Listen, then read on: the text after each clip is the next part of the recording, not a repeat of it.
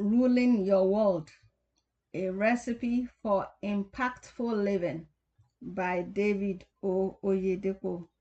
Introduction.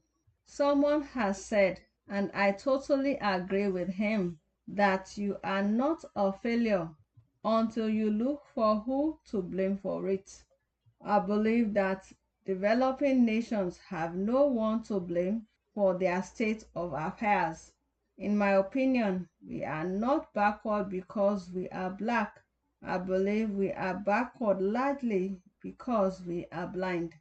For instance, there are banks of scientific facts that points to the fact that Africa is a land of unlimited opportunities, endowed with vast natural resources. I consider it therefore a paradox that multitudes in this same blessed continent still live far below the poverty line. We are backward not because we are black, but because we have been blind. We live in a land of unlimited opportunities, yet we are too blind to see them. A blind man has no sense of value for the treasures around him. An expatriate was once quoted as saying, referring to one of the African nations, "This nation is so rich that you can literally pick money on the streets, but the nationals are so blind they cannot see it." I believe it is high time we came out of our deplorable state and positively change our identity by first improving our lot as individuals.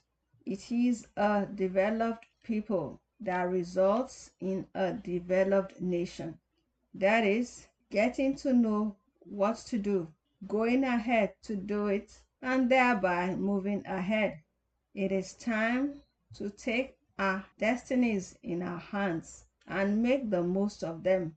In my opinion, when you give a man purpose, he will be committed. Get him committed, and he will be creative. If creative, he becomes productive. When productive, he becomes successful. When outstandingly successful, he becomes impactful. That is the purpose of this book. Anyone can make the most of his life. You can make your life count. Anyone can enhance his worth. All you need is to acquire the relevant information coupled with the intelligible application and a sense of mission. This will result in outstanding success and impact. Zig Ziglar said, just any dummy can succeed if he cares to know what it takes. You will agree with me that there cannot be a move without a mover. This is what this book is all about. It's about the re-engineering of our value systems as Africans, which will change our approach so as to bring about the social economic transformation we have long desired. Ponder points. Until something changes within you, nothing changes around you. Every change begins from within. Without a change within, there can never be a change without. Dr. David Oyedepo. Chapter 1. The Cost of Change. Nothing great happens on its own. There is no rise without a price. Without a reaction, there is no motion. And without motion, there cannot be a change of position. Life is not a biological accident. It is a deliberate creation of a great creator. This is why those who undertake deliberate acts make the most of it. No one succeeds by accident. Most of the developing world has been waiting in futility for a change for the better for centuries without any result. I believe it is time to accept full responsibility for the change we desire, lest we perish as liabilities. The biblical story of the ant is a graphic illustration of the situation of men and women in the developing world today. Go to the ant, thou sluggard, consider her ways and be wise, which having no guide, overseer, or ruler, provideth her meat in the summer, and gathereth her food in the harvest. How long wilt thou sleep, O sluggard? When wilt thou arise out of thy sleep? Proverbs 6, verse 6 to 9. Ants have no overseer or ruler, yet they are able to secure their future. In my view, every blame on bad governance is rooted in bad citizenry. After all, the leaders are chosen from among the people. It is only a responsible citizenry that can produce a responsible leadership. There is therefore an urgent need to begin to reorientate and re-engineer the mentality of the people in order to change their perspectives to life. Teaching the people how to fish is the only way to get them out of begging for fish all their lifetime. It is time to begin. To empower always requires an applied force of trust. Things fall on their own, but a force is required to enforce a rise. Whereas gravity is all it takes for a fall, of trust is required for a rise. I agree that some things do change with time, but I also know that time itself changes nothing. It's important to note that things will only change for the worse if left only with time. Imagine someone who failed an examination 20 years ago.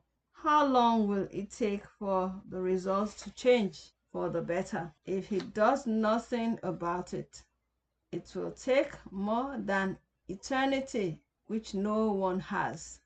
The most reasonable approach for changing that result for a better one is to re-register for the exam, review his preparatory approach, seek help through books and people, and resit the exam. These changes can be effected within a year. Why therefore wait for all eternity as a failure? Therefore, waiting for a change without doing anything makes no sense. It is the application of relevant forces that guarantees a change for the better. That is, knowing what to do and doing it committedly and correctly. Remember, there will never be a rise without a price. The capital price. I believe discipline is the capital price you pay for every desired change. Discipline, in my view, can be defined as doing what is required to get at what is desired. It is doing what is demanded, not what is convenient. George Washington said, "Discipline is the soul of an army. It makes small number formidable. It procures success to the weak and esteem to all." I believe discipline is the key to success. It is the gateway to distinction, the guarantee for dignity, and the key to relevance. Discipline, I believe, is all about accepting full responsibility for every outcome in one's pursuit. Someone has said, "You are not a failure until you look for who to blame for it." How true! Have you realized that every time you point an accusing finger at someone, you are pointing 3 fingers back at yourself, while the 5th one is pointing to God as witness? This implies that every man is the cause of 75% of his problems. If someone else has a share, he can only be responsible for a maximum 25% of the blame. This implies that a failure would have still failed with or without anyone's help. No wonder Casey Price once said, "If you fail, it is your fault. If you succeed, it is your fault." Only those who believe in the need for change remain in charge. Someone has said, if you are through changing, you are through. It is also said that stubbornness and an unwillingness to change is the energy of fools. Also, you cannot make an omelette without breaking eggs. He that will not apply new remedies must expect new evils. Another man said, but change always carries a cost. If change is about added value, and value we understand is a function of cost, it is therefore obvious that there cannot be a change for the better without a cost. Mahatma Gandhi said, "We must strive to become the change we want to see." Someone else also said, "Example is not the main thing in influencing others, it is the only thing." Do you really desire a change for the better as an individual? Do we really desire a change as a people? Then it is time we stop wishing for a change. Let's start working at it. This is the purpose of this book in your hand, or that you are listening to. It is packaged to motivate you towards the change you have always desired. It's a wake-up call. It was Socrates that said, anyone who will move the world must first move himself. It is only changed men that become world changers. Ponder points. Nothing is more valuable than insight in the journey of life. If you leave your life to chance, you don't have a chance. Dr. David Oyedepo. Chapter 2. The Power of Information. In my opinion, nothing empowers like knowledge. To be informed is to be transformed, and to be uninformed is to be deformed. Information is both the gateway for man's advancement and the cure for all his frustrations. Information is the key factor to man's success in the race of life. 1. You cannot fail with facts. Every candidate writes things down in their examination hall, but only those who have the facts get the marks. There is no substitute for information in your quest for a change of position. Not even intercessions can substitute for information. Being informed is not just knowing something, it is possessing a working knowledge of that thing. There are many things you know, but you don't have working knowledge of.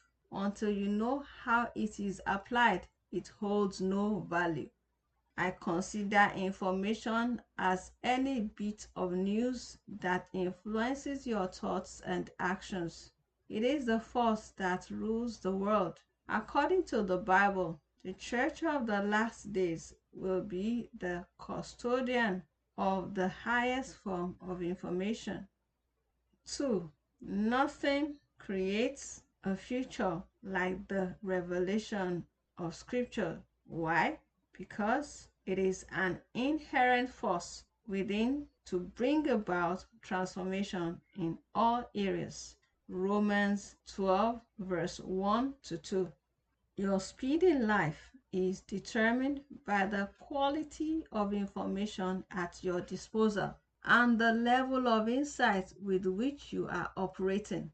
You will recall how that God said to Abraham, "Lift up now your eyes to the north, the south, the east, and the west, and all the land that you see, unto you will I give it." How far you can see determines how far you can go. You cannot go beyond the information at your disposal. The brighter you see, the faster you go, the more informed you are. the greater the results you command. I see information as the currency of destiny. It determines your purchasing power in the market of life. Don't stop learning.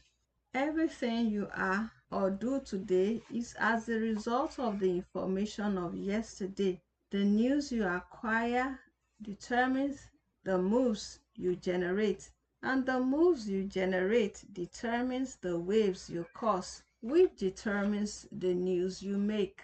It is a continuous cycle. You cannot be genuinely informed without making appropriate moves. You cannot make appropriate moves without generating undeniable proofs. And you cannot generate proofs without causing unquestionable waves. And you cannot cause waves without commanding attention, that is, making news. Unfortunately, learning stops for many as soon as they graduate from college. But as Abraham Lincoln said, I don't think much of any man who is not wiser today than he was yesterday. We live in a changing world, so you have to keep pace with current knowledge. If the information at your disposal is obsolete, then it cannot produce any current results. I want to believe that tradition is the worst enemy of civilization because it has no regards for current knowledge. I believe the problem of the developing world today is largely that of undeveloped human resources.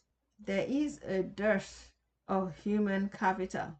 I'm not just talking of educational qualifications, but purposeful education as well. For instance, all year round, most parts of Africa is climatically conducive for agriculture, yet most parts of Africa live purely on goods imported from nations that paradoxically for a quarter of the year have no natural grace to plant anything because they are covered in snow. Why? Undeveloped human resources because we are uninformed. Henry Ford said, anyone who stops learning is old, either at 20 or 80. Anyone who keeps learning stays young. The greatest thing in life is to keep your mind young. That is to keep one's mind open to new insights, and information will help in generating solutions to bugging issues. Information demands discipline as it doesn't jump on people. It is only available to explorers. It is a product of an intelligent search. Nobody is responsible for where you are, not even the devil, but you. The main problem is the lack of appropriate information. Jesus said, you shall know the truth, and the truth shall make you free. But a discovery of the truth always demands discipline. Readers are leaders. Some years ago, someone asked me how I get time to read. I replied by asking him how he gets time to eat. Then I said, what eating is to you is what reading is to me. Everybody gets time to eat. No matter your calling, profession, or career, without relevant information, you don't have a future. You don't become a man of impact by wishing. You only become one by learning what it takes to do exploits. It has been proved beyond any doubt that committed readers are those who become great leaders. You cannot lead anyone if you don't see ahead. Dedicated readers and information hunters are the ones that become great leaders. Remember, common sense at its best will only produce common results. Even the gift of wisdom can become stale if you do not learn from others, because as iron cannot sharpen itself, it has to be sharpened by another iron. If you are not rubbing your mind with others, it will soon become dull. With common sense, therefore, one is only heading for a common future.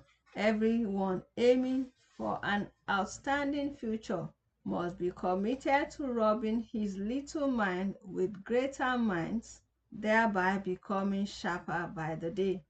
To be a man and woman of impact, you must be committed to an insatiable hunger for ever increasing insight in your field. A wise man said, "You will be the same that you are this year in 5 years' time, except for two things: the books you read and the people with whom you walk." When Apostle Paul said, "Study to show yourself approved unto God, a workman that will not be ashamed," he simply meant study if you don't want to be ashamed. No matter your field of endeavor in life, if you are not studious, you are heading for shame without knowing. A time will come when the things you are saying will no longer be relevant to the needs of the people around you.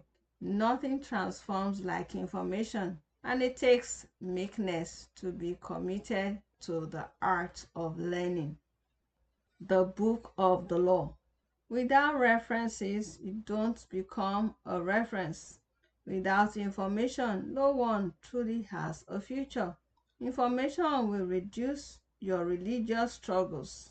In this wild, wide world that we live in, we all need a veritable guide to go through safely. And God has designed the channel of information to be the cure for our frustration. He said to Joshua, "This book of the law contains everything you need to become everything you are created to be." The book of books, called the Bible, provides a dignified guide for your journey on earth. It is God's recommendation for a colorful destination. You cannot arrive at a colorful destination without this book. You also have access to professional materials that can enhance your skills and help in your pursuit of excellence. Therefore, invest your time, resources, and energy. Nothing is more valuable than insight in the journey of life. If you leave your life to chance, you don't have a chance. Life becomes like a lottery. And when life becomes a lottery, the future becomes a mockery. Don't leave your life to chance. Leave it to viable choices and make your choices based on sound information. Someone has said that the largest room in the world is the room for improvement. So go and improve on yourself through a quest for viable, resourceful, and productive information. Notes: 1. Joshua 1 verse 8. 2. Isaiah 2 verse 1 to 3. 3. Genesis 13 verse 14 to 17. 4. John 8 verse 32. 5. Proverbs 27 verse 17. 6. 2 Timothy 2 verse 15. 7. Joshua 1 verse 8. Ponder points. You are either running with a vision, going on a mission, or burning with a passion. If you do not belong to any of these, life is reduced to a burden. Dr. David Oyedepo. Chapter 3. The Power of Purpose. Men of purpose are men of impact. Let me begin by painting the picture of your destiny as contained in scriptures. We were not formed by our fathers and mothers. They are only channels through which the formation took place. Therefore, you are not a biological accident. You are a deliberate creation of God. You are a child of destiny. So, You did not just happen, you were created. You are, therefore, not a child of circumstances. Rather, you are a child of destiny and cannot afford to live like a destitute. But life without a bearing is a burden. Martin Luther King Jr. said, "If any man has no purpose for living, he is not fit to live." Men of purpose are known to be men of impact. Manufactured by God. We came into the world by God's deliberate design. He is our manufacturer. We are his products, and no product determines its function. Purpose is determined by the manufacturer. The use of a writing pen, for example, was determined by the manufacturer. It is not for cutlery on your dining table or cutting things in your kitchen. It may be 10 times the cost of your kitchen knife, but it will never offer you the value of a kitchen knife. Why? Because it is not designed for that purpose. Any other thing you use it for will only make a mockery of it. Many people are frustrated because they have not cared to discover what they were designed for. We are more bothered about what we are created to be than what we are created to do. A discovery of what you are created to do is called purpose. Doing what you are created to do is what makes you become what you are created to be. Finding what you are created to do and doing it will turn you into a man and woman of value. No matter how anointed, gifted, or enlightened you may be, if you lack purpose, you will not be accomplished. Purpose is what gives meaning to life. You are only guaranteed to get the best of results doing what you are created to do. Have you ever met a professor in any university who says he is a professor of engineering, law, medicine, history, and sociology? One man, never.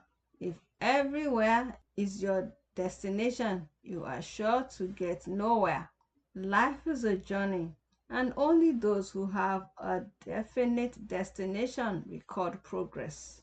In my opinion, only those going somewhere ever get anywhere. Anyone going everywhere gets nowhere, but there is no such destination as everywhere. Unfortunately, though, there are many people going everywhere in the world today. They are daily going everywhere, but getting nowhere. Yet they have not sat back to ask themselves where they are going. It is important for you to sit up and consciously discover the Creator's purpose for sending you to the world. Apostle Paul was a very enlightened man, a notable lawyer in his days, who ran wild like a rabid dog until he found divine purpose. Without divine guidance, the people run wild. Truly, life without a right bearing is a burden. Disposition to serve. You are here on a mission, commissioned to serve a purpose. There is an assignment that came down with you when you were born. That assignment has to be discovered before life can become meaningful. Every product is manufactured to serve a specific purpose. It is not what you want to be that matters, but what you are created to do. The reason for your existence, that matters most. Therefore, purpose does not target possession, but is designed essentially for contribution. It is not designed for status, but for service. That is why only service-oriented dreams ever see the light of day. A discovery of purpose is essentially a discovery of your area of service. It is not a discovery of opportunity for possession or accumulation of material wealth, but a disposition to service. Service is the only way to actualize your purpose and fulfill your destiny. If you are here just to consume, you may end up being consumed. If you are here for possession, you are sure to end up in frustration. True greatness is a product of genuine service. It is your degree of commitment to service that determines your ultimate height in the race of life. The power of purpose is manifested in service. Your purpose can be discovered through the following scriptural ways. Visionary encounters. Vision in this context implies the spiritual unfolding of divine plan and purpose as it relates to you.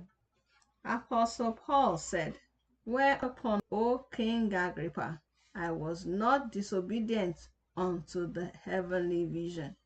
Acts 26, verse 19.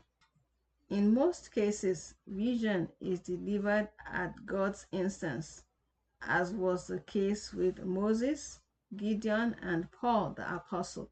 It is God calling out individuals and delivering assignments to them. Paul defined this as a heavenly vision in the above scriptures. And because God has not changed, He is still delivering visions to mankind till date. For instance, the mandate of the commission He gave to me was delivered in a similar heavenly version back in May 2nd, 1981, after an 18-hour visionary encounter which ended with a divine mandate. The hour has come to liberate the world from all oppressions of the devil through the preaching of the word of faith, and I am sending you to undertake this task. That was not a desire, intention, or ambition. It was purely a divine visitation. However, a heavenly vision can also be delivered through prayers of inquiry. I will stand upon my watch and set me upon the tower. I will watch to see what He will say unto me, and what I shall answer when I am reproved. And the Lord answered me and said, "Write the vision, and make it plain upon tables, that he may run that readeth it. For the vision is yet for an appointed time, but at the end it shall speak and not lie. Though it tarry, wait for it, because it will surely come, it will not tarry." Habakkuk 2, verse 1 to 3. You can stand upon your watch to hear what He will say to you by asking Him, "Lord, what is my assignment here on earth? What task have you assigned to me?" God is committed to leading us in the way to go and teaching us the way to profit. Isaiah 48, verse 17. Since we know He has a plan and a purpose for our lives, we can reach out to Him for the delivery of the same. "And ye shall seek me and find me, when ye shall search for me with all your heart." Jeremiah 29, verse 13.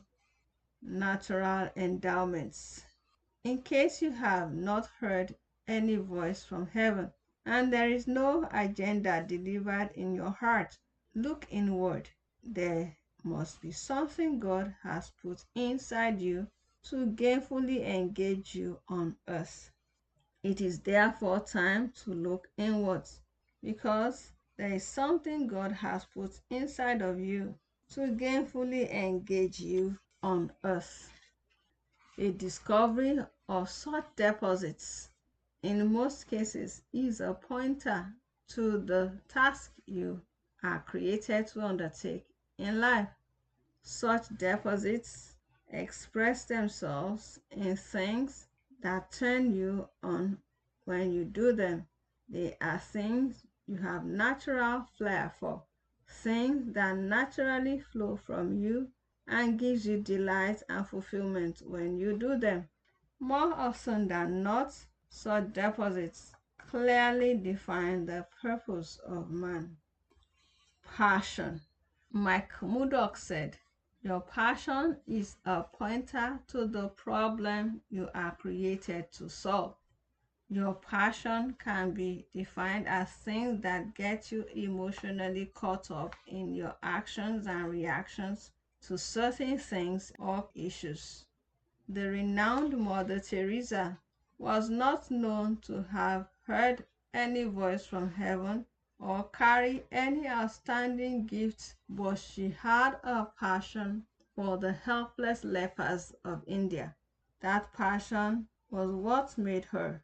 Nehemiah in scriptures had no heavenly vision or a remarkable gift, but carried an unquenchable passion for the afflicted in Jerusalem and the broken walls of the city.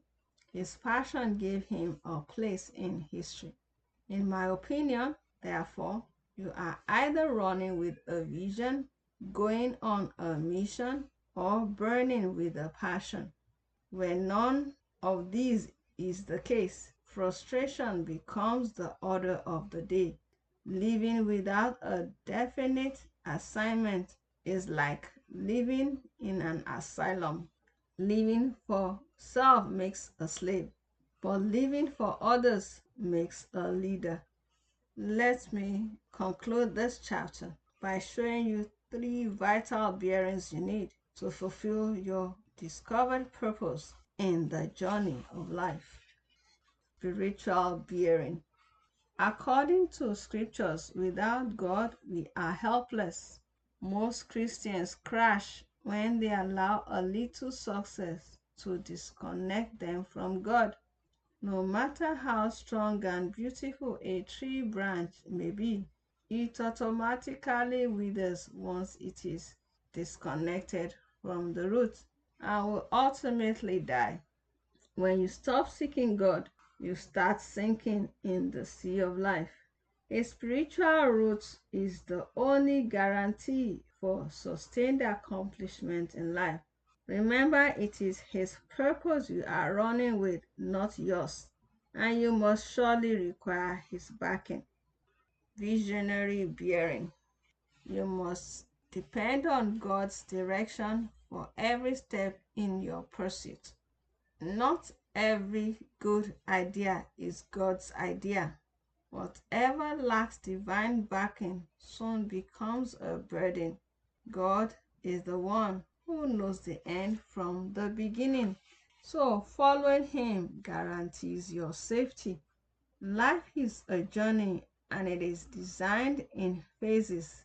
If you keep pace with God, you won't lose your peace. Some of the things you are trying to do today are perhaps designed to be done tomorrow in His plan.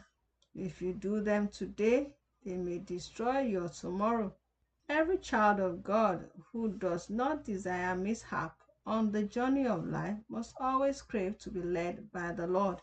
When the Lord is your shepherd, you shall not want. Psalm 23, verse 1. Role model bearing. There is nothing new under the sun. So find out those who have gone ahead of you in the area of your discovered purpose and link up with them, particularly with the secrets that made them.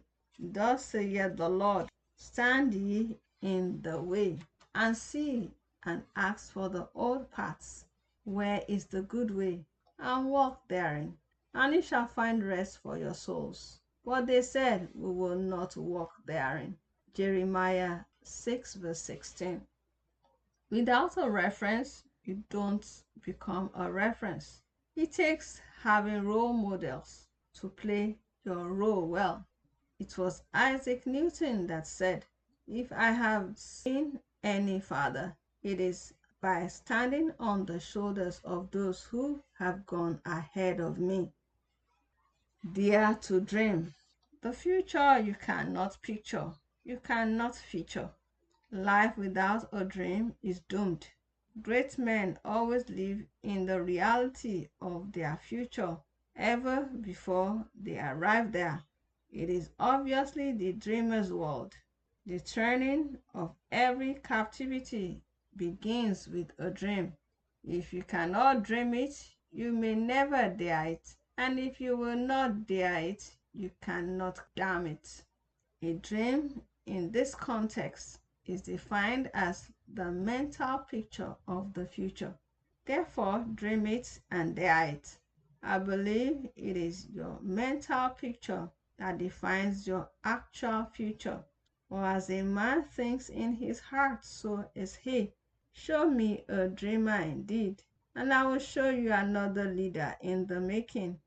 This is because, more often than not, every great dreamer ends up a world changer. Notes: 1 Jeremiah 1 verse 5, 2 Psalm 139 verse 14, Psalm 100 verse 3, 3 1 Samuel 2 verse 9, Psalm 127 verse 1 to 2, Romans 9 verse 16, 4 John 15 verse 4 to 6, 5 Psalm 23 verse 1, 6 Proverbs 14 verse 12, 16 verse 25, 7 Isaiah 51 verse 2, Hebrews 6 verse 12. Ponder point. You don't need a century to effect a change. You only need effective preparation to provoke unusual transformations. Dr. David Oyedepo. Chapter 4: The Power of Preparation. Pursuing your purpose can be likened to building a tower. If you are out to build a tower, you need to first sit down and ensure that you are well equipped for the task. No matter what your goal is, whatever your purpose in life may be, will require your personal preparation to ensure a speedy actualization. Every vision calls for a non-negotiable commitment to the art of preparation. Outstanding performance in the future is a product of qualitative preparation today. What does preparation entail?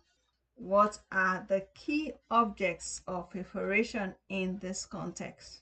Preparation entails planning, programming, and seeking necessary helps. It is common knowledge that the quality of one's preparation determines the quality of one's results in any examination.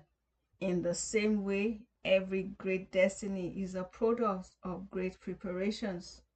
In like manner, every aircraft is technically prepared for a successful flight. The engineers carry out all essential checks before a takeoff. Safety is not guaranteed in the air without adequate and detailed checks on the ground. This, I think, is a graphic illustration of what preparation is all about. Planning. Planning can be defined as a step-by-step design towards the accomplishment of a given task. It is a practical approach packaged towards the realization of any set objectives. In my opinion, praying without planning is playing without knowing. Also, planning without programming is living in the woods, while programming without pursuit is dining with the dead. What planning entails? Proverbs 24 verse 3 to 4 is rendered thus in the Living Bible translation. Any enterprise is built by wise planning. It becomes strong through the use of common sense and profits wonderfully by keeping abreast of the facts. Solomon is reputed to be the wisest man in Bible history, and above is his clear evaluation of the potency of planning. The planning process begins with fact findings, and intelligible arrangements of such facts is what is called planning. This implies that we can only plan effectively with facts, that is, identifying the essential issues involved in achieving a given task and strategically placing such facts in the most appropriate place to achieve the desired goal. Note that without adequate information, we cannot make quality decisions. The time you spend in planning is not wasted time. It is time invested, because the quality of your planning determines the speed at which you accomplish your goal. I believe destiny is heading for frustration if adequate preparation is lacking. Programming. Whereas planning defines a process, programming dictates the steps. While planning defines the required action, programming schedules the actions. Programming is essentially about timing the required action towards accomplishing a set goal. Time is of essence in the successful pursuit of any vision, as there is a time to plant and a time to reap. God makes all things beautiful in His time. Seeking for necessary helps. The next important factor in preparation is seeking necessary helps. This can be divided into two main areas. First, looking out for resource materials where relevant facts can be gathered that can be integrated into the planning process. Secondly, seeking help from above through prayers. This is the position we plan with facts, program with sense, and pray with faith. In my opinion, effective planning is the most restful approach to securing the best of results. God never plans for anyone. It is every individual's responsibility to plan. Planning is a non-transferable responsibility. There is no substitute for it. Think of Christ Himself. He was conceived by the Holy Ghost, came down as the Messiah, and knew where He came from. Yet He sat down in the temple with doctors of the law and the Pharisees, asking them questions. He underwent 40 days of prayer and fasting, and when He came out, He stepped into His mission and blew the world open in 3.5 years. Preparation. On the other hand, think of someone writing an exam and all he does is to pray. He would not read because he believes that with God all things are possible. He does not need to go and check his results, as he already failed before he wrote the examination.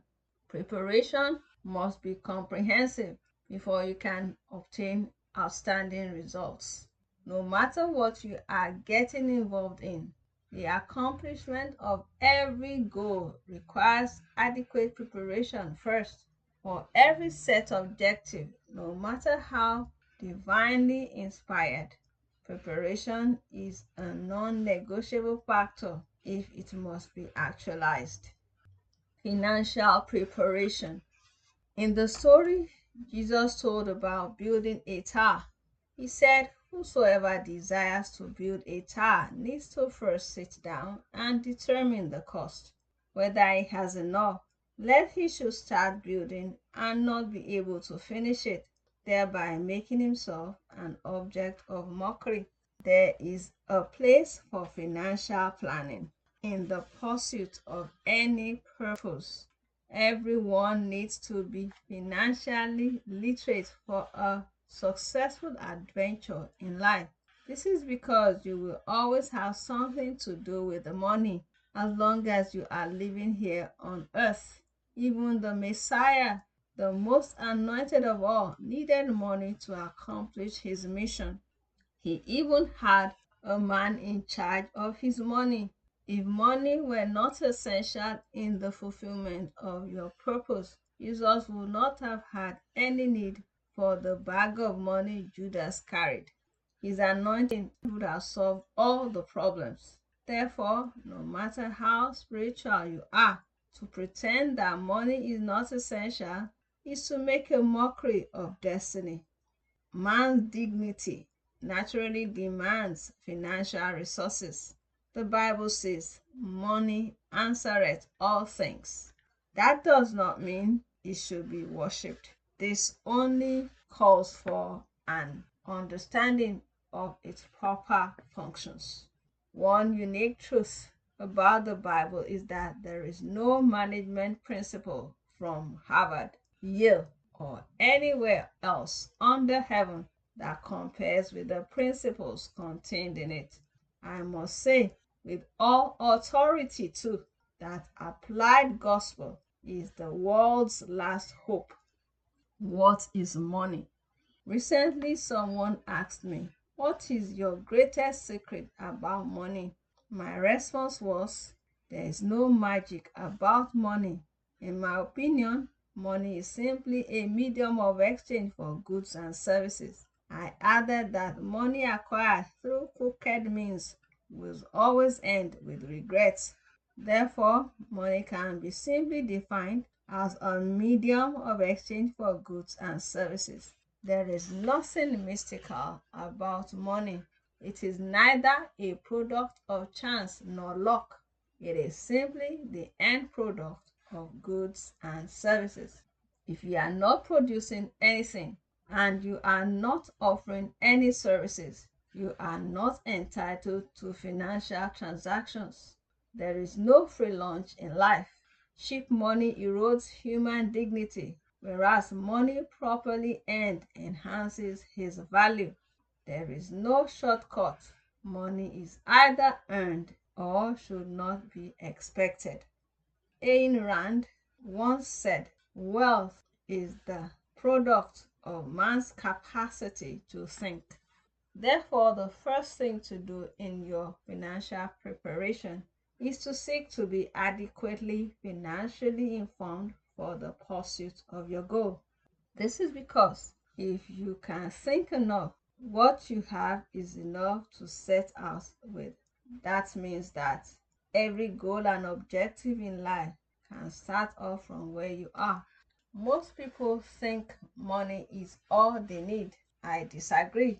You do not need money as much as you require financial skills. I'm not talking about financial schemes and tricks. I'm talking about being in touch with the investment opportunities around you and how to invest wisely. It is important not only to build resources for the pursuit of your purpose, but to also develop adequate financial management skill of the same. God will not put in your hand more than you are capable of effectively managing. We live in a very fast world. Except you constantly update your information bank, you may soon become obsolete. You cannot remain relevant with yesterday's facts.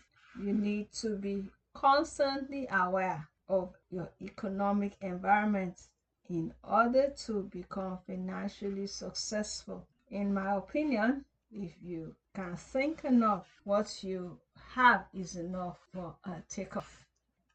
Notes: 1. Luke 14, verse 28 to 30. 2. Ecclesiastes 10, verse 19. 3. Proverbs 13, verse 11.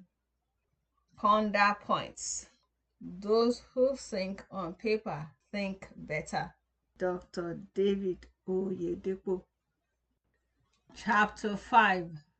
The Power of Ideas. I consider ideas as compound thoughts that stimulate moves. Ideas are thought products. Ideas are mental virtues accessible mainly by thinkers. They do not drop on your laps from the sky. They are captured thoughts aimed at specific solutions. They come only to people who are given to the art of reasoning, people that engage their capacity for logical, rational, and analytical thinking. Ideas are therefore the exclusive reserve of addictive thinkers. There is the story told of Bill Gates that fascinates me. It was reported that one day his mother kept calling for him around the house. Bill, Bill, where are you? He was up in the basement doing what he knew best to do.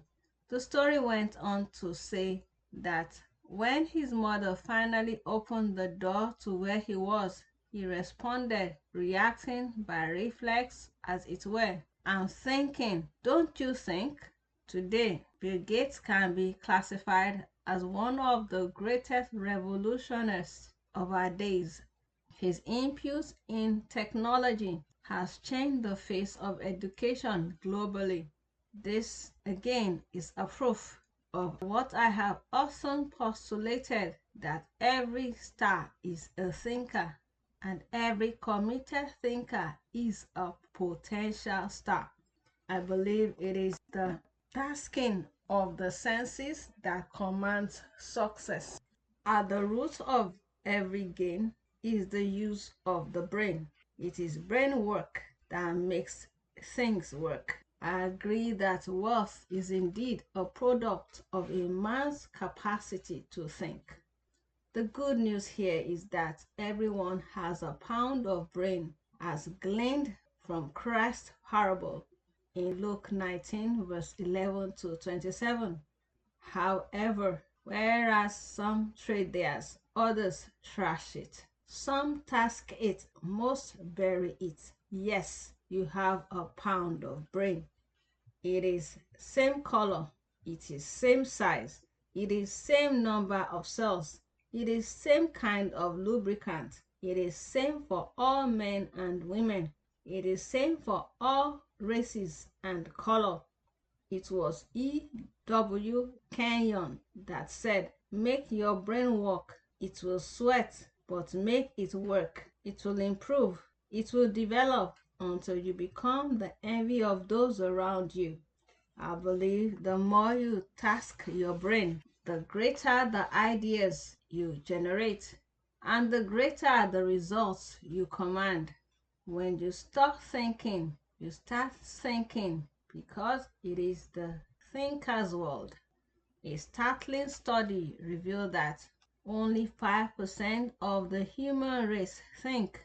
15% think they are thinking, and the remaining 80% will rather die than think. It was Richard Nixon that said, a true idealist is one who pursues what his heart says is right, the way his head says it will work. Thinking is the only way to generate viable ideas, as ideas are communicated through thoughts, just a flash across the mind. Thoughts are mental treasures, but are highly volatile. If they are not quickly engraved on paper as they come, they go to the grave unhindered. They fast become dissipated if not promptly documented. So don't go to bed without some paper near you. I believe those who think on paper think better, as paper is the most secure store for thoughts. That is why every addicted thinker is a committed writer. No wonder God said, write what thou seest.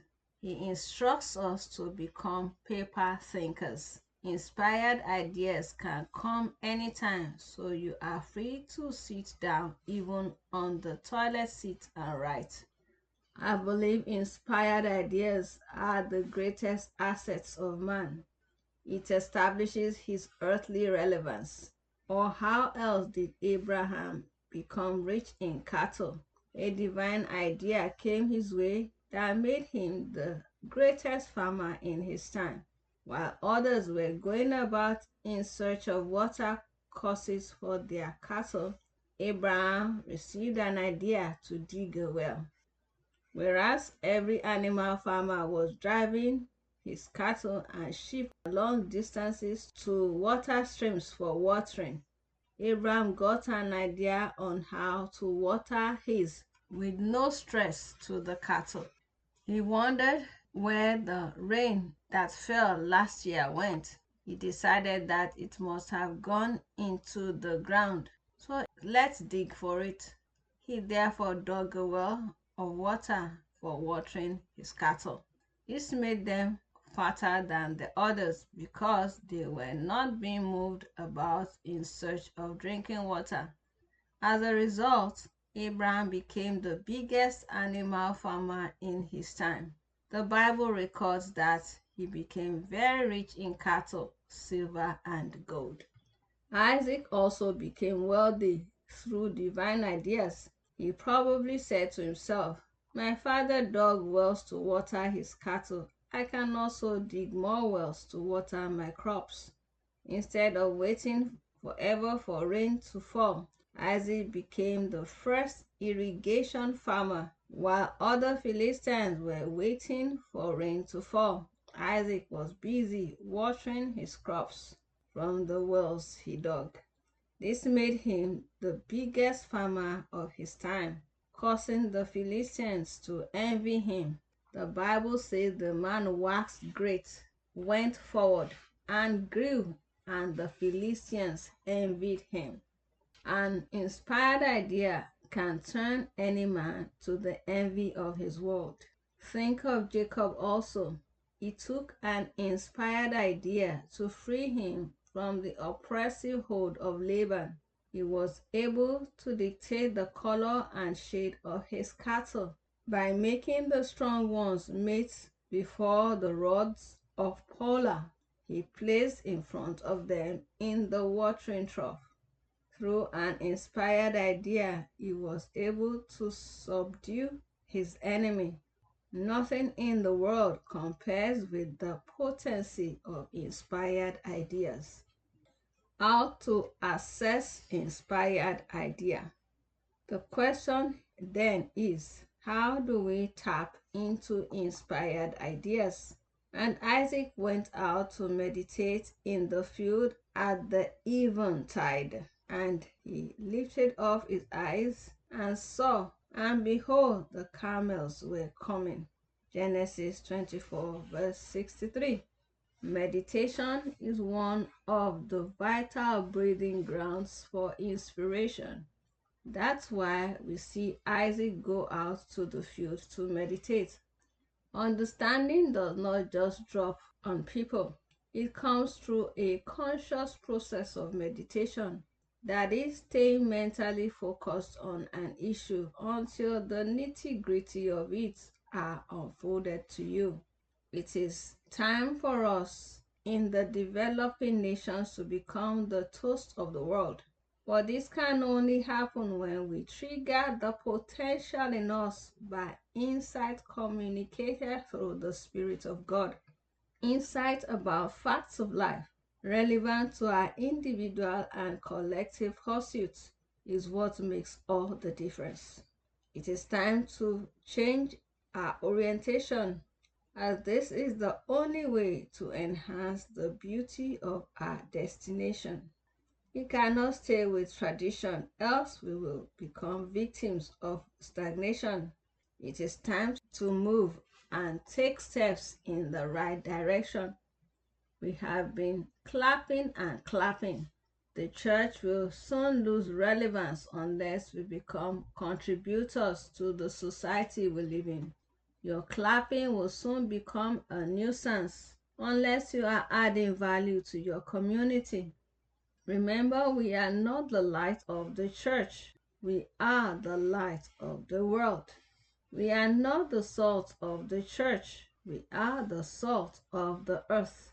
We are to get back there and influence those places through inspired ideas. Invest time.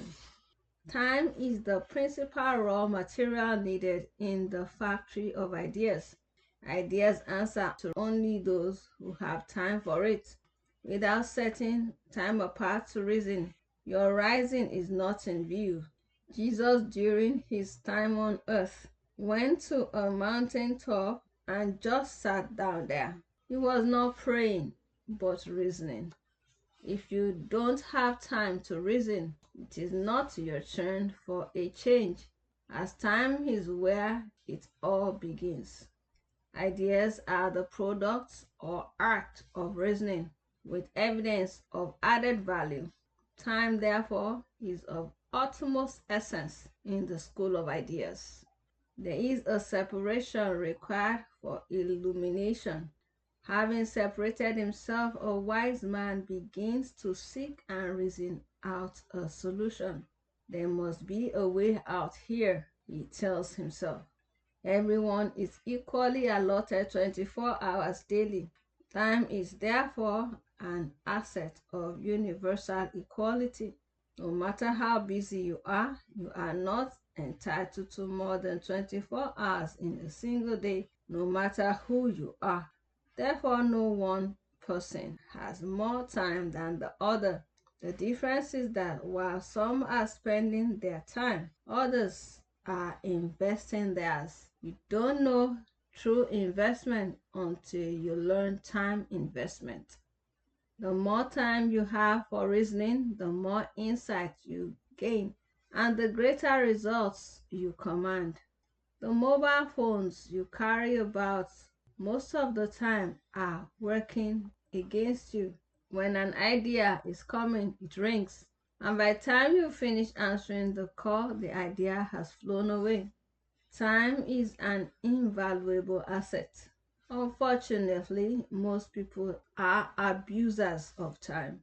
The West has no more time than the East, neither has the South more time than the North. But one is wiser in his investment of time than the other. We must begin to redeem our time from traditional pollution, cultural bastardization, and from unrelated issues, scrambling for our time during business hours. That is the only way to get moving. When you go out for 8 hours, you must be accountable for at least 6 of those hours. So stop spending time, start investing it. Every time investor invariably ends up an inventor. The top is open and free, but you have to make your way there. If you want to be a partaker of this outpouring of inspired ideas, you need to set time apart to calmly sit down and calculate your options and chart a course towards a destination. Organize ways of getting to where you are going and program for results. Reorganize your office hours to include a reasoning time.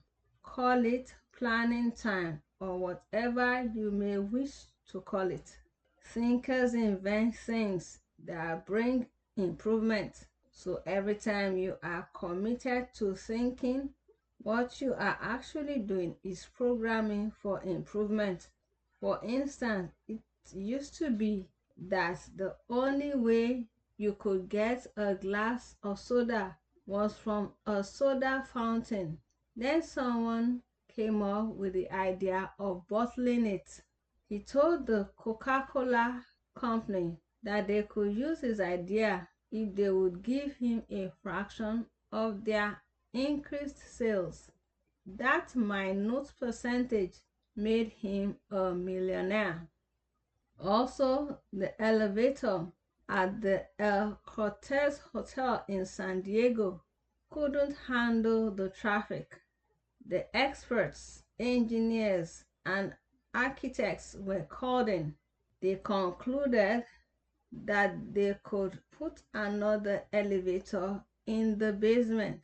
The plans were drawn up. As the architects and engineers were discussing it, the janitor heard them and said, "You know what I would do if I were you?" The architect asked, "What?" "I'll build the elevator on the outside," he replied. The architect and the engineers just looked at each other. They built the elevator on the outside, and this became the first time in the history of architecture that an elevator was built outside a building. We can and should allow ourselves to be instruments in the hand of God for improving the lot of the black race.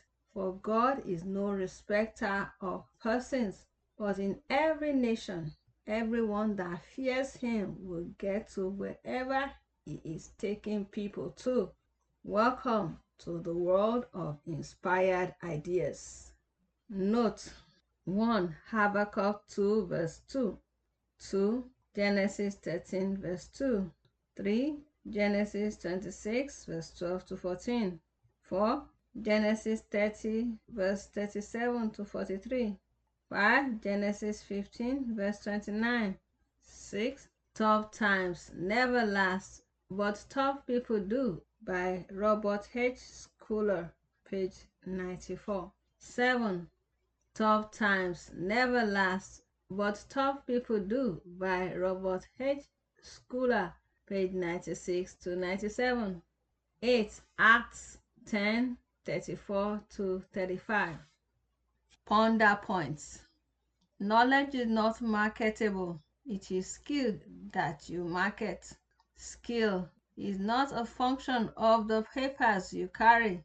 It is a function of the tactics, the strategies you engage in handling your assignments. Dr. David Oyedepo. Chapter 6. The Power of Skill. No purpose has a future without skill. Many of us have discovered our purpose, but we are not equipped to deliver it. No matter how great your calling, no matter how genuine your pursuit, your purpose will never be accomplished without skill.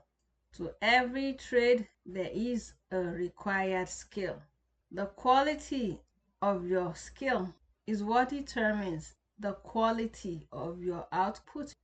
Unfortunately, skill is one of the most neglected aspects of Christian teachings today. This has pushed so many backward, and many are constantly looking around for a devil to blame for their failure instead of looking inward to find out where they are lacking in experience. A person that is not skilled in his job, no matter how hard he prays, cannot expect to enjoy promotions. Only experts excel, and expertise is a product of training and personal development. Skill is not a function of the papers you carry. It is a function of the tactics you employ, the strategies you engage in handling your assignments. Mere certificates hold little or no value in the market today. It is what you can do that sells. Knowledge is not marketable. It is skill that we market. A bachelor's degree in computer science does not give you a job. It is your expertise on the system that does. Oprah Winfrey said, "Excellence is the greatest deterrent against racism and sexism." Man or woman, black or white, just have the quality, and people will be there to buy your product. Have what they need, and they will be there running after you. Training, whether formal or informal, is a device through which skill is acquired. If what you are using are tricks, you may soon be trapped, but if you are engaging skills, you will remain in command. No matter where you are, skill will announce you. This was how David, the shepherd boy, got to the palace. Later on, a crowd of battered and beaten people gathered themselves unto David, and he became a captain over them. Later on, when God began to list the mighty men of valor around David, the same worthless people had become the mighty men of David. There are 5 biblical illustrations that helps us see the need for skill in the pursuit of our purpose. The Bible likens our destiny in life to that of a builder, a farmer, a soldier, a sportsman, and a trader. As a builder, Paul said, "As a wise master builder, I have laid the foundation, and another buildeth thereon. But let every man take heed how he buildeth thereupon." Every pursuit in destiny is like putting up a structure, and we all know that the beauty of your building is a function of your expertise. Jesus again said, "For which of you intending to build a tower sitteth not down first, and counteth the cost whether he have sufficient to finish it, lest haply after he has laid the foundation and is not able to finish it, all that behold it begin to mock him." The building of every tower demands high-level skills, else it will end up as an object of mockery. So is it with the journey of life. As a farmer, God, speaking again through Paul, said the husbandman that labors must be the first partaker of the fruits. Those pursuing divine purpose can be likened to farmers, and a lot of skill is required in farming. There is a time to sow and a time to apply your fertilizer, and so on and so forth. It is your expertise that determines the quality of harvest you get. Every common sense farmer would only get common sense results. It takes special sense to get a special harvest. As a soldier, the pursuit of divine purpose is also likened to a career in the army on the battlefield. Thou therefore endure hardness as a good soldier of Jesus Christ. No man that warreth entangleth himself with the affairs of this life, that he may please him who has chosen him to be a soldier. In the military, skill is the same. The world is no more threatened by the size of your army, but by its skill. Therefore, if we are soldiers, we need skills, so we don't get killed in the war front. As a sportsman, we are also called sportsmen, athletes, boxers, wrestlers, and so on and so forth. Paul said, "Know ye not that they which run in a race run all, but one receiveth the prize? So run, that ye may obtain. And every man that striveth for the mastery is temperate in all things. Now they do it to obtain a corruptible crown, but we an incorruptible. I therefore so run, not as uncertainly, so fight I, not as one that beateth the air." You don't go to the wrestling ring just because you are called a wrestler in your village. For instance, you may be a good footballer in your neighborhood, but you will need a coach to refine your gift before playing in the World Cup League. Every professional sportsman has a coach who is heavily paid to enhance his training for expertise in his chosen sport. As a trader, finally, people pursuing purpose are also likened to traders multiplying their capital for profit.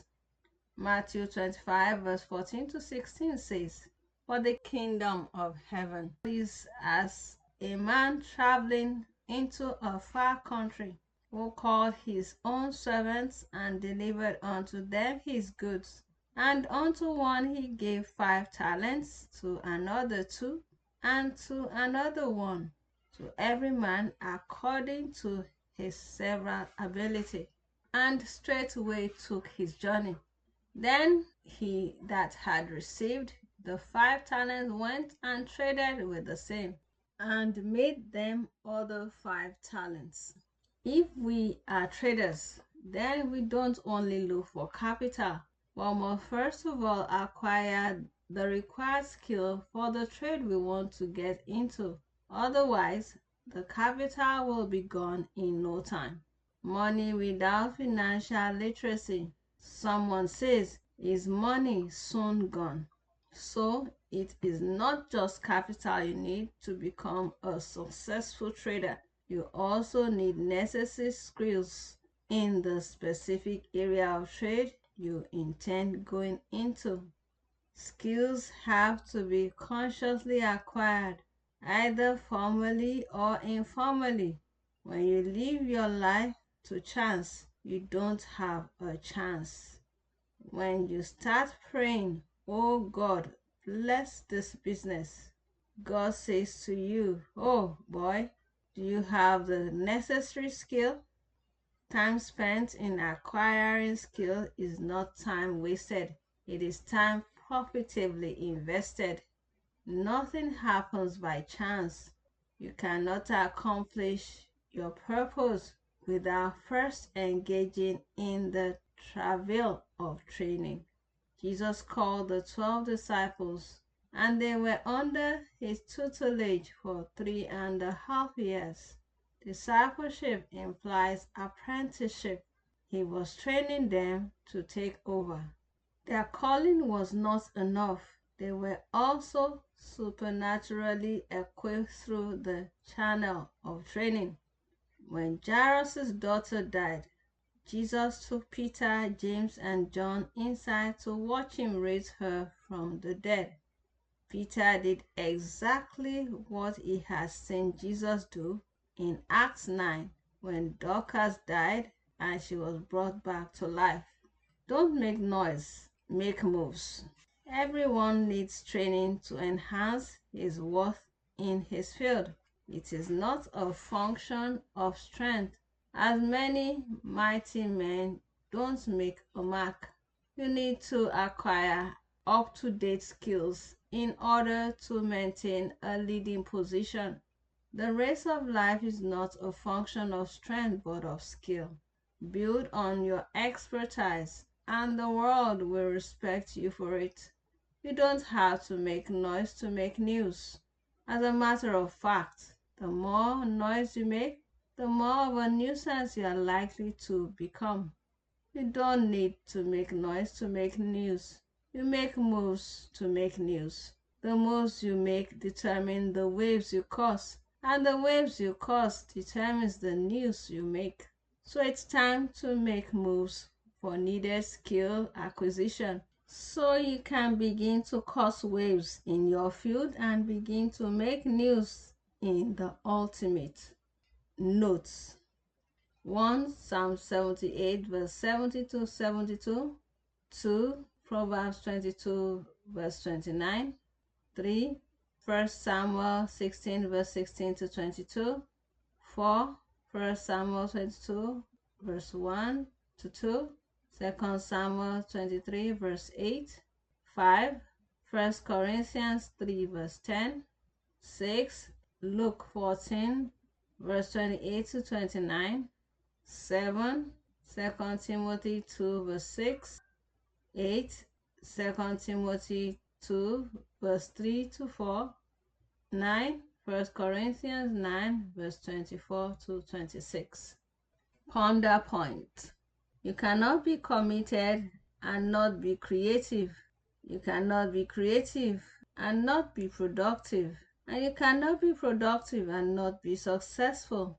And you cannot be outstandingly successful and not be impactful. Dr. David Oyedepo. Chapter 7. The Power of Commitment. Information, purpose, preparation, ideas, and skill notwithstanding, without commitment, there can never be accomplishment. Another word for commitment in this text is hard work or diligence. In the beginning, God planted a garden where he put the man he had made. Then he said to him, "Keep it and dress it." After that, God said, "As you keep and dress the garden, you are permitted to eat of every tree of the garden except the one at the center." God first gave man a job before he showed him what to eat. God does not talk about food until he has talked about work. God will never keep or dress the garden. It is man's duty to keep and dress his garden. The garden you don't keep and dress is not permitted to offer food to you. You will never have a developed nation without a productive citizenry. It is the input of individuals within a nation that results in the overall development of that nation. Where I come from, it is said that when you have one rich man in the midst of 6 poor people, what you have are 7 poor people. Take responsibility. There is no political means to developing a nation.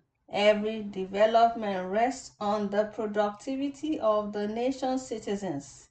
A nation where only 1 million of its 5 million people are working cannot prosper. This number would represent only 20% of that nation's population. God said to Abraham, "I'm going to bless you and you shall be a blessing." But Abraham did not go to sleep with the promise. Instead, he started rearing cattle until he became very rich. No matter the promise of God on your life, if you don't work, it will never come to pass. Abraham's son Isaac was also a tireless worker. He kept on digging the wells of water despite opposition, and went ahead, sowed his seed in famine, and became so prosperous that the Philistines envied him. Isaac didn't prosper on the platform of his father's wealth. He prospered through the work of his hands. Jacob, Isaac's son, was also a worker. He was a creative worker. He raised striped cattle by making them mate before poplar trees upon which he had made stripes. Jacob was the first veterinary scientist. He knew what to do to get the exact breed of cattle he desired. Abraham was a hard worker, Isaac a tireless worker, and Jacob a creative worker.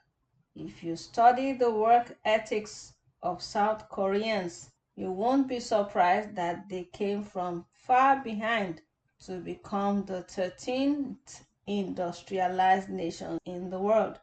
They were among the poorest nations in 1948, and then the people suddenly became responsible.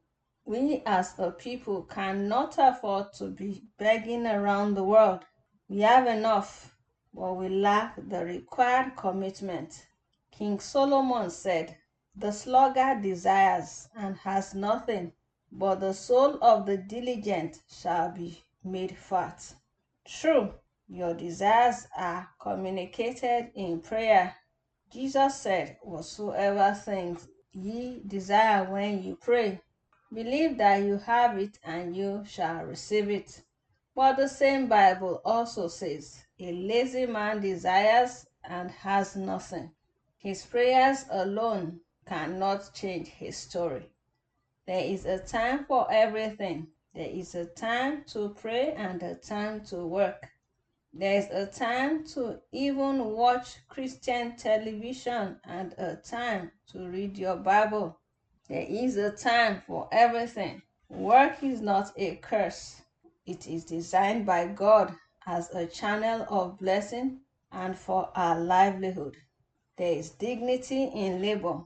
As a job seeker, don't keep waiting for a particular job. Whatever your hands find to do, While looking for what you want, begin to do it with all your might, and what you are looking for will meet you in the process. Idleness is an enemy of destiny. Don't give it room.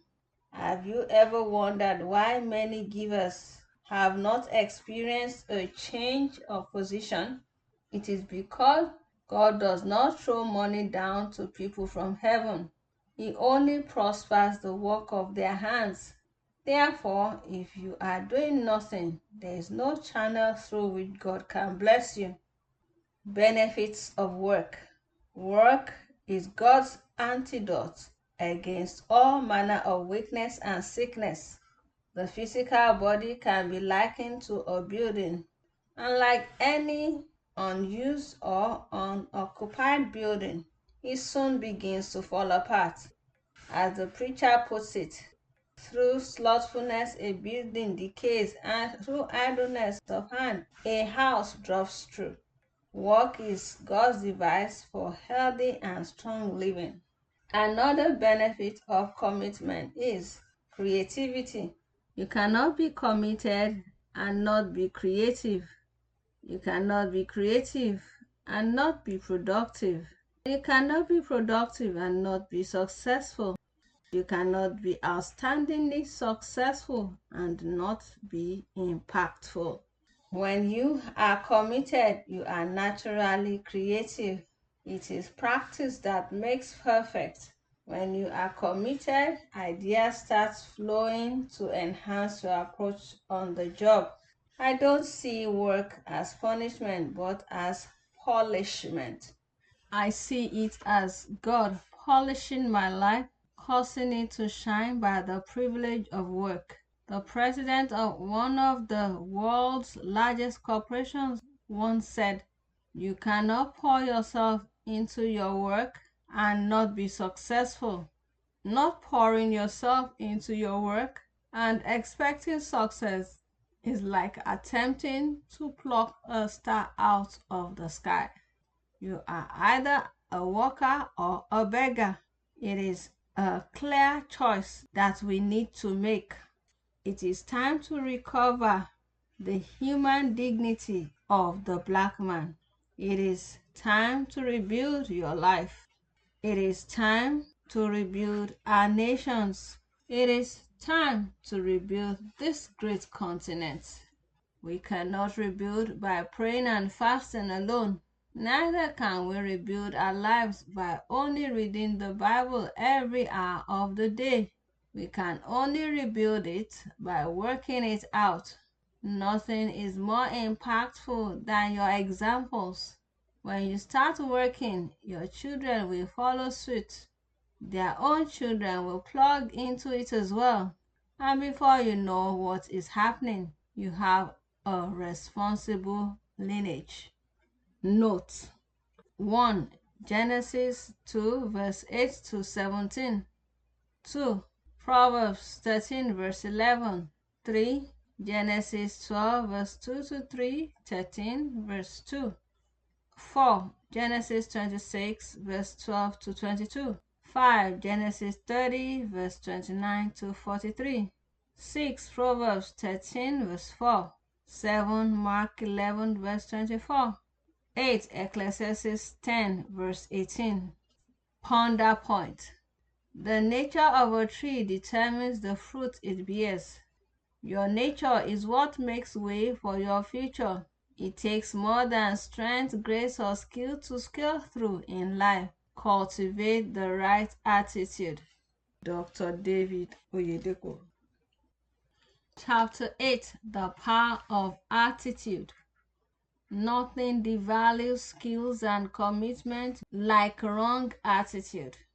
For instance, some people are good on their jobs, but they are so proud that they are sidelined when a choice for promotion is being made.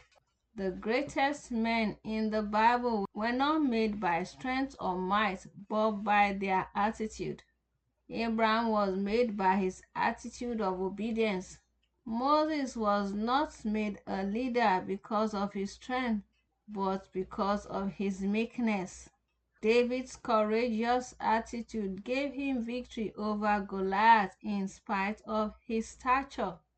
The exalted throne of Christ was built by right attitude. Obedience led Jesus to the cross, which in turn led him to the throne. Heart didn't make him, attitude did. That means you can be anointed and still die a failure.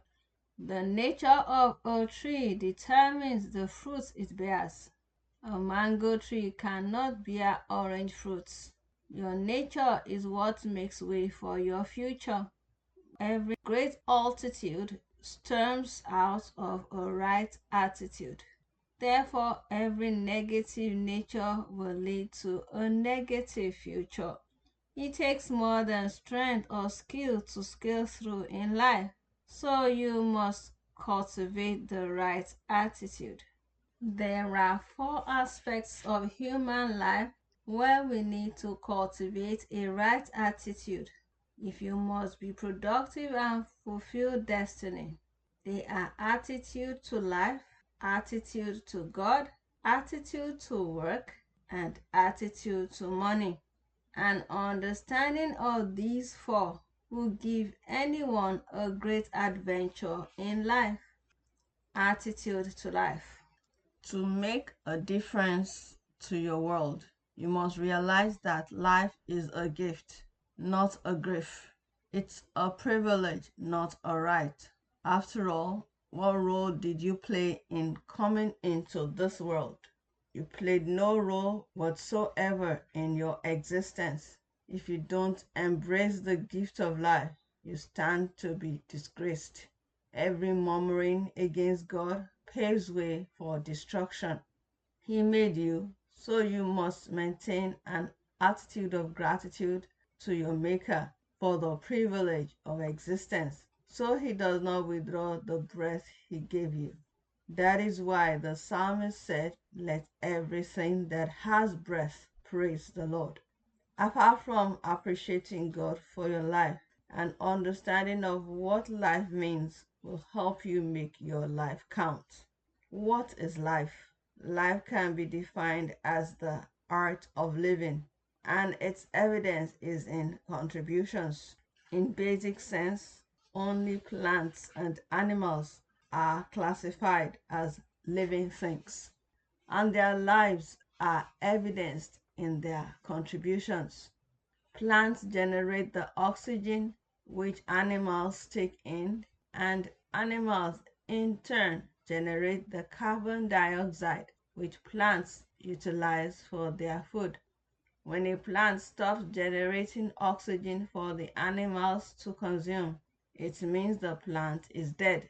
Similarly, when an animal stops generating the carbon dioxide for the plants to consume, the animal is dead.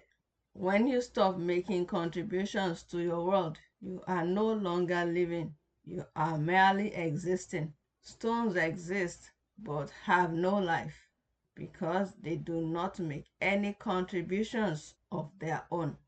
Life is about contribution, not consumption. It is about relevance, not significance. Life is not about getting from people, but it is about giving out to people, reaching out to them. Life is about service, not status. It is about sacrifice, not surplus. It is about giving, not just receiving. It is your giving that provokes your receiving. God is out to bless us, but we are blessed primarily to be a blessing to our world. Can you imagine yourself eating and drinking for weeks, but never visiting the toilet for weeks? The food is soon converted to poison.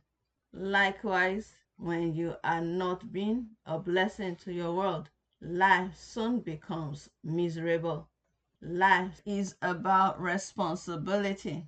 The right attitude to life is a responsibility that we owe our destiny. Attitude to God. Many people, even faithfully serving Christians, have a lopsided view of God, and this eventually crashes their destinies. God is a loving Father, not a collector, and He proves His love by meeting our needs. Don't ever think you are giving to help God, as He will never need your help. God is not a user of mankind. He is the molder of man's destiny. He is not a deceiver. His name is called the Faithful. God is our only dependable rescue. He is too big to require human support. So when you assume a supporter's attitude, he may turn his back on you. You need to appreciate that the totality of your existence is a product of God's grace. God is not the source of your problem. He is your only dependable solution. Nobody ever contended with God and won, so don't try it. With a right attitude to God, you easily get Him committed to your cause. And if God be for you, nobody can be against you. Remember, divine presence is your greatest asset in the race of life.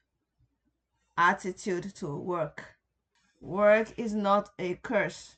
It existed before the curse. It is a channel of blessing designed by God for our destiny. Behind every move, there is a mover. Behind every event in history, there is a human face. Nothing happens until you make it happen. Your attitude to work will determine your ultimate worth in life. When work becomes your hobby, you soon become a high flyer. In most cases, our negative attitude to work is what has been the undoing of most of us. We have a slavery mentality to work.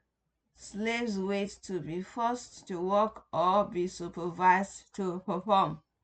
You must realize that any skill you acquire on your job is an investment into your future.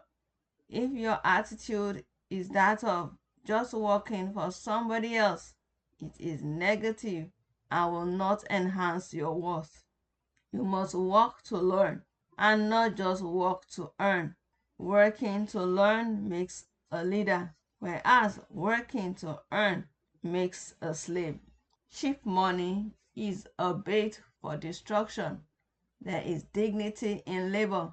It is the Creator's design to enhance our worth in the journey of life. Attitude to money. Once again, I assert there is no magic about money. It is essentially a medium of exchange for goods and services. So if you are not providing goods or services, you are not qualified to enjoy financial fortune. Money is only a blessing if you have it. It becomes a curse if it has you. Money in the hand is a blessing, but if it gets into the heart, it becomes a curse because the love of money opens you up to all kinds of evil. It is a form of cancer to destiny. Money is placed in your hands to enhance your stewardship to your world, not just to enlarge your possessions like the biblical rich fool. If you don't have a working knowledge of financial blessing, it has power to destroy you. Money is essentially for doing good, being rich in good works, not just for accumulation. There is one thing you cannot overdo. It is called good. You are required to be a blessing to the world according to the level of your financial fortune. The bigger your capacity to bless, the greater the level to which you will be blessed. That means you are the one who determines the extent to which you are blessed. As you keep dreaming genuine financial stewardship dreams, God is committed to continually build you up. But if you don't have a right perspective to money, you are likely going to end up a victim. Remember, money without adequate financial light is money soon gone, so get informed on its uses. Faithfully employing the principles outlined in this book on the 7 power channels of purpose, information, preparation, ideas, skill, commitment, and attitude is enough to secure a turnaround for anyone and indeed the world around us. Notes: 1. Genesis 17. 2. Numbers 12 verse 3. 3. 1 Samuel 17. 4. Philippians 2 verse 5 to 11. 5. Psalm 100 verse 3. 150 verse 6. 6. Genesis 12 verse 2. 7. Proverbs 13 verse 20. 8. Psalm 50 verse 12. 9. Job 9 verse 4. 10. Proverbs 13 verse 23. 11. Matthew 20 verse 3 to 10. 12. 1 Timothy 6 verse 10. 13. 1 Timothy 6 verse 17 to 18. Conclusion: change is a possibility at any point in time, but it all begins first with a desire, a choice, and a passion for change. Destiny is essentially a race of responsibilities. A change does not just occur, a change is effected. In my opinion, every positive change of position is a product of the application of relevant forces. For instance, for a book to change position from the floor to the top of your table, the following forces become relevant. First, a desire to have the book on the table. Second, a bending force, that is, the book will not jump from the floor to the table. You will have to bend down to pick it up. Third, a picking force, that is, grabbing the book from the floor with your hand. Fourth, a lifting force, that is, taking up the book and placing it exactly where you want it on the table. This is what this book is all about, to identify all relevant forces for your much desired change of position. This book has been written so that the rich treasure you carry will be unlocked. Get set. It is your time to positively impact your world because you have truly been empowered to effect a change. Some other relevant titles from the author: Towards Excellence in Life and Ministry, Success Strategies, Walking in Wisdom, Understanding Financial Prosperity, Breaking Financial Hardship, Manifestation of the Spirit, Showers of Blessings, Anointing for Exploits.